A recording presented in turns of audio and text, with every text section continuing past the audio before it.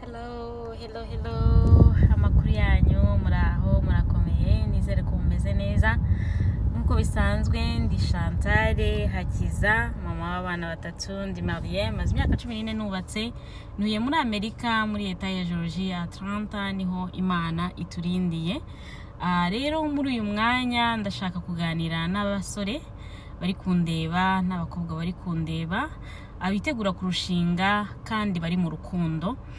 Uyu munsi wa none muri groupe twize kuri communication, muri groupe y'abifuza kurushinga twize kuri communication. Communication ibiganiro hagati y'abakundana.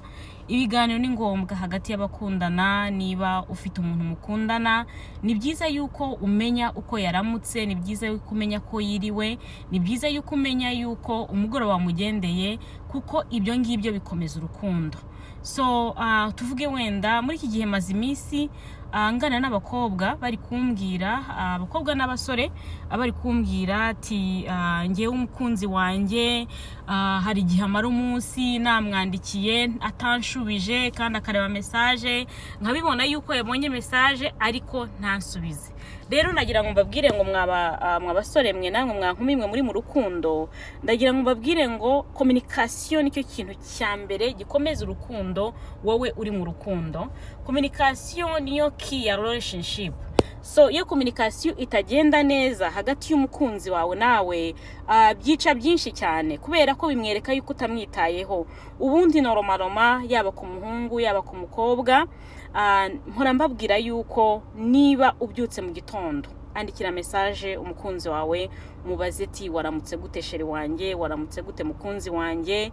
Saa sita umubaze niba yariye, nimugoroba umubaze uko umugoroba umeze, najya kurya umubaze ati umubwire ati ijoro ryiza. Ibyo ngibyo bikomeza urukundo, byerekana yuko umwitayeho. Ubundi normaloma hariho abantu bakunda kuvuga ngo ariko se ubwo muntu ngo hari uwo wabishobora ngo ibyo ngibyo ngo kwita ku muntu gutyo. Yego birashoboka cyane, ndetse natwe twabaye mu rukundo. Rega nababwiye ko ndi mariye, none se ni mariye nta tutarabaye mu rukundo.